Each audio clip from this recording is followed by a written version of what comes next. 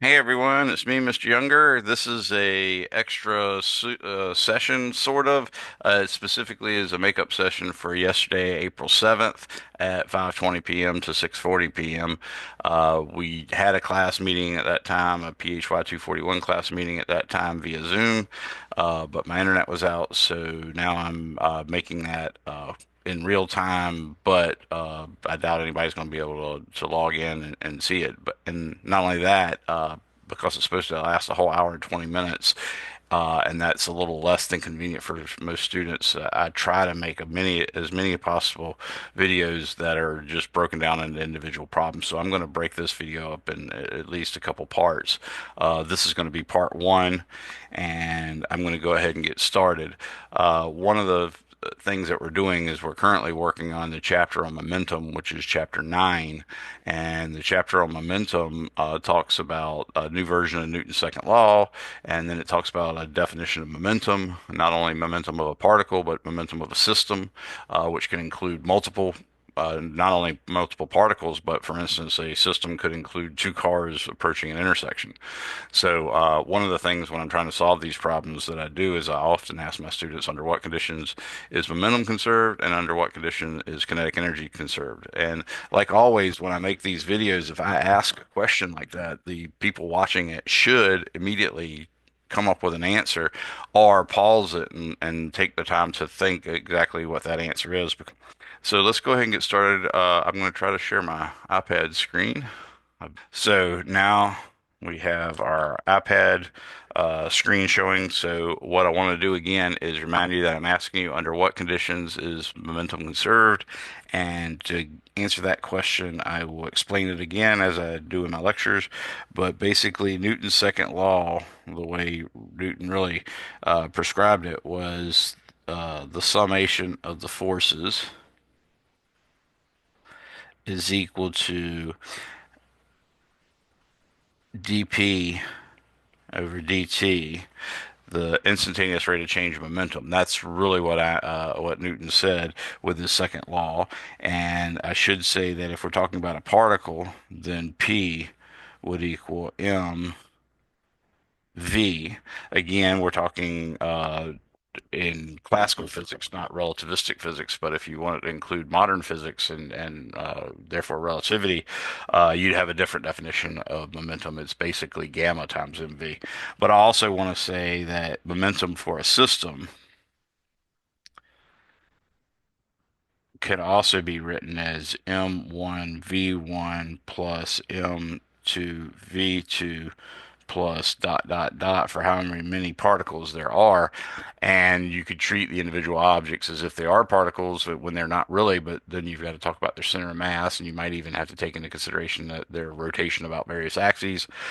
But the main thing is this is Newton's second law. And what I want to do is consider a case in which the summation of the forces is zero. So if the net force acting on the system,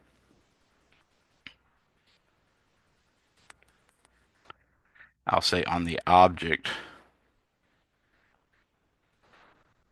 or system, is zero, then the summation of the forces is equal to zero, implies zero is equal to dp over dt, and that implies p is equal to a constant. And that is, and it's technically a constant vector, so I could put a vector symbol over it, but that is the conservation of linear momentum.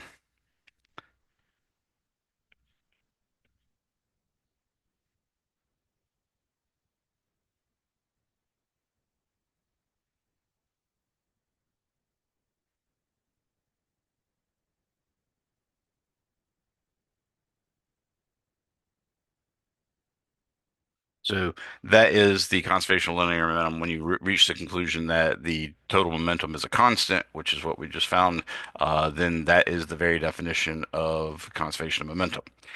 So you see the necessary condition for conservation of momentum is the summation of all the forces acting on this system by external things is zero. In other words, you never have to count the internal forces when you're using Newton's second law. So, force of object one as part of the system on object two as another part of the system is not relevant at all, nor is the force on object three as a result of object 17. So, again, keep that in mind. But the main thing is when the net force acting on the system, which we might also call the net external force acting on the system, is zero, then momentum is conserved. Under what conditions is kinetic energy conserved? That is just what we call an elastic collision. So under elastic collision, in an elastic collision, momentum, or excuse me, kinetic energy is conserved. So during an elastic collision, I really feel like I needed another S in there, but anyways, uh, kinetic energy,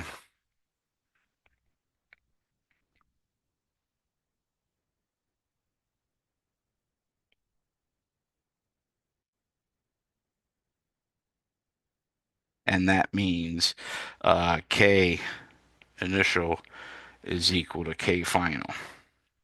So that's the two conditions that I asked you about. Now, what I'd like to do is go on and restate something that we've been using already, and then I'm also going to set up, maybe in another video, set up another thing that we're going to use for more than one-dimensional collisions.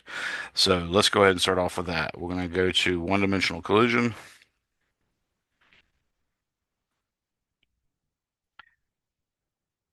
That's one-dimensional, which we might also call head-on collisions. So when you're doing this, what we're picturing here is a particle of mass m1 moving with a velocity, or let's say ma, moving with velocity va, and it's technically all along one line, which we could treat as a perfectly straight line, but you also have to allow for the possibility that it could be like a bead on a rope or a bead on a metal tube or something like that. So basically, it could still act as a one-dimensional problem. But anyways, we normally just focus on things moving in one direction. So in this case, we've got MAVA, and we've also got another particle. It has a mass MB, and it has a velocity VB. Now, after some time, which I'll indicate by doing a little vertical dash mark, after some time, those two objects are going to collide,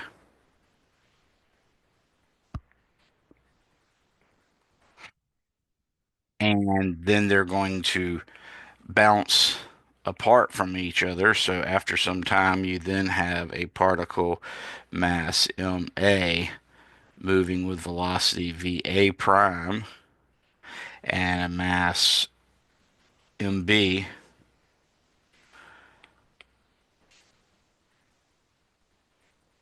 moving with velocity V prime. Now, I used to work these, and that's VB prime, by the way.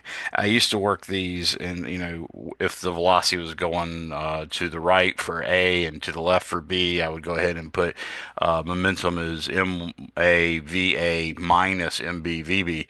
I don't do that anymore. I discovered it's a lot more convenient just letting the signs come out from the equations. So in this equation, even if VB happened to point to the left, I'd still write the conservation of momentum equation exactly the same way. So let me show you what conservation of momentum looks like. So again, we're assuming momentum is conserved, and that means the net momentum is a constant. and that is only true when the net external force is zero, but it's pretty close to true when the net external force is small. So if it's really, really small, there are instances where you can get pretty close to accurate results. It may be even accurate enough to however many decimal places you need, just by recognizing that there are some external forces, but they're very small. So in this case, what we're going to write is the initial momentum is equal to ma va. Now, in one dimension, this is basically going to be able to just be turned into MAVA without the vector symbol, because ultimately you're dealing with magnitudes.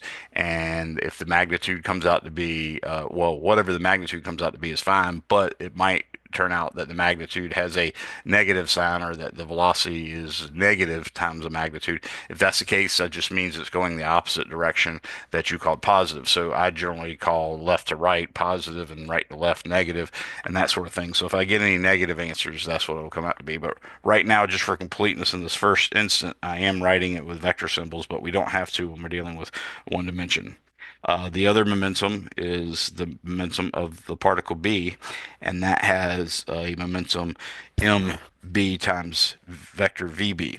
The final momentum, of course, would be what happens after the collision, and that, of course, is ma va prime plus mb vb prime. So again, all we have to do to conserve momentum is we say P initial is equal to P final. And again, for one dimension, I'm going to go ahead and ditch the vector symbols. So the equation I now have is MAVA plus MBVB is equal to MAVA prime plus MBVB prime. That is conservation of momentum. I'm going to call that equation one, and that will come in super handy. Then if I want to conserve kinetic energy, meaning it's an elastic collision,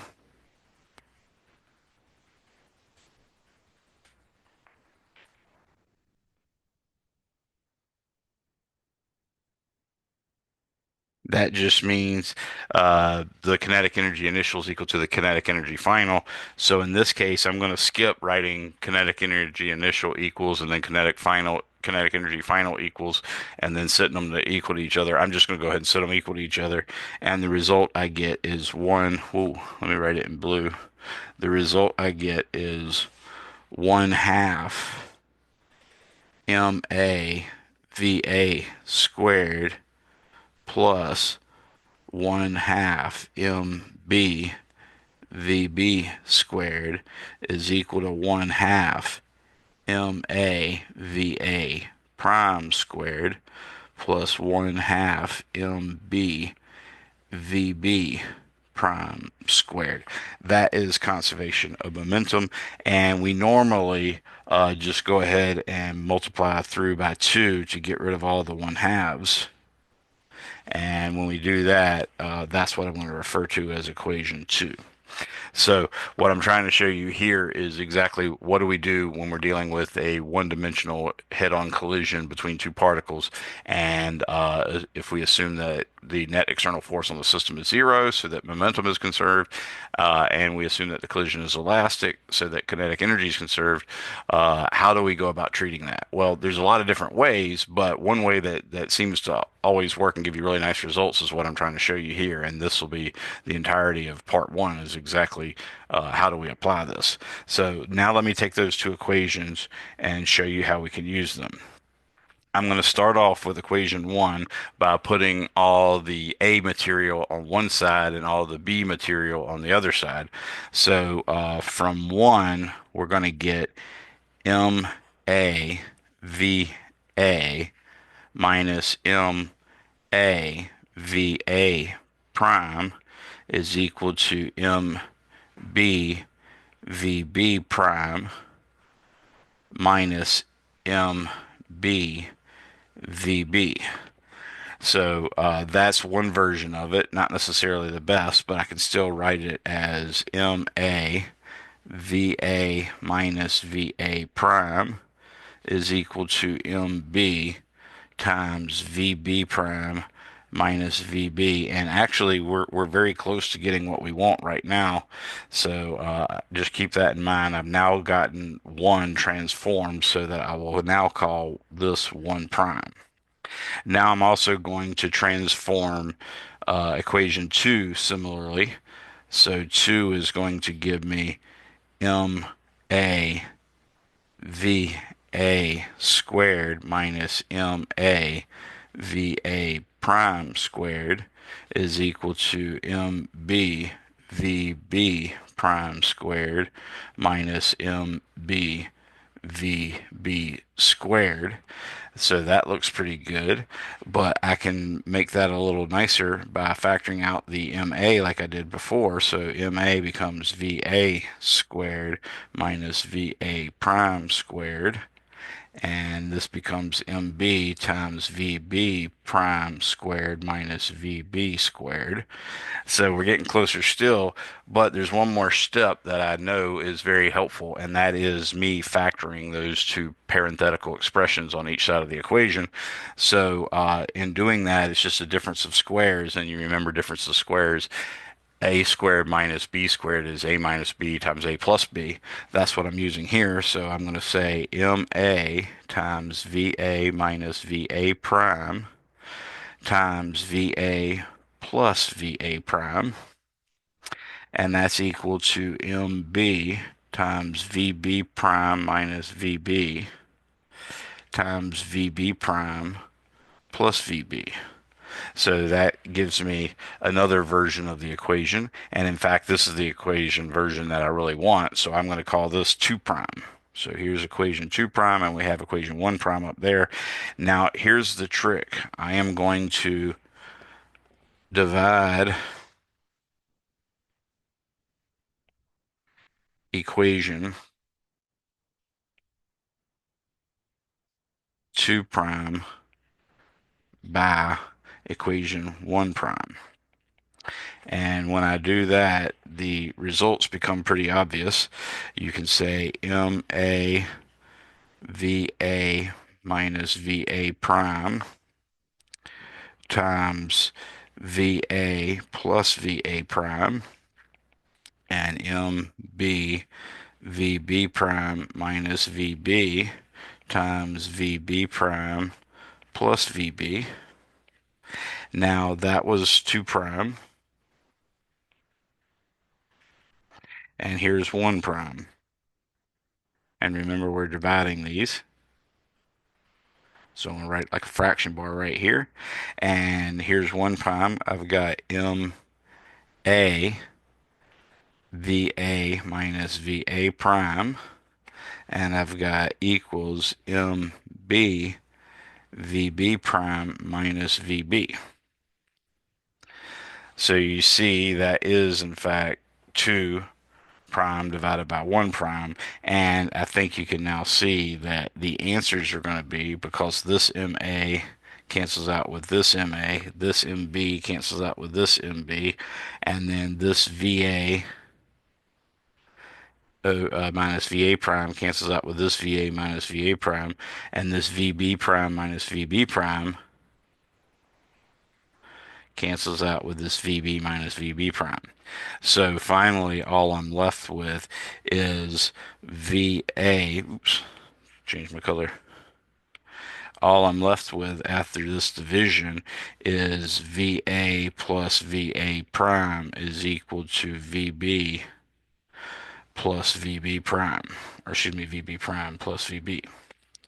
So now I'm going to actually get one side of the equation to be about before the collision and the other side of the equation to be about after the collision.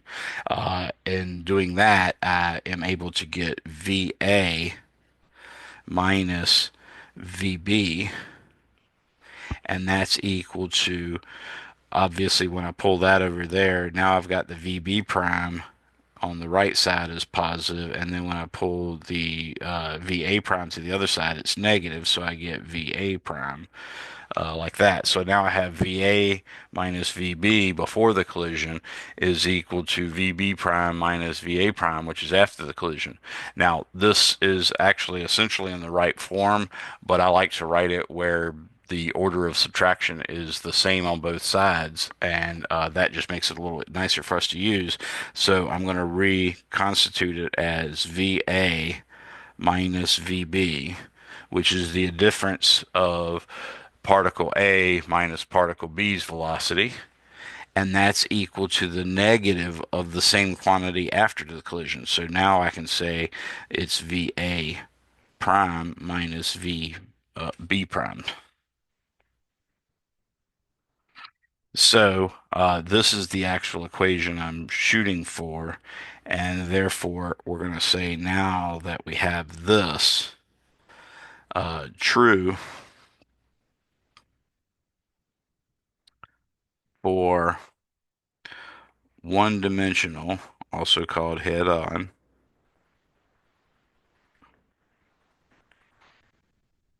elastic collisions. And I really should try to fit that collision. I shouldn't have tried to fit it there. I'm going to write it this way. So it's 1D head-on elastic collisions. So that's our new equation. And in fact, really all we need to solve such equations is this one plus the other one, which is MAVA plus MBVB is equal to MAVA prime plus MBVB prime. So this is the other equation for one-dimensional head-on collision, but this one is true for conservation of momentum only. So both of these are for conservation of linear momentum.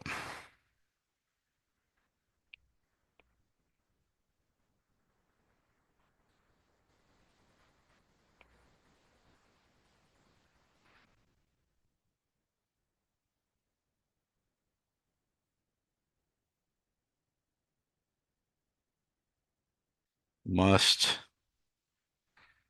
be true. I'll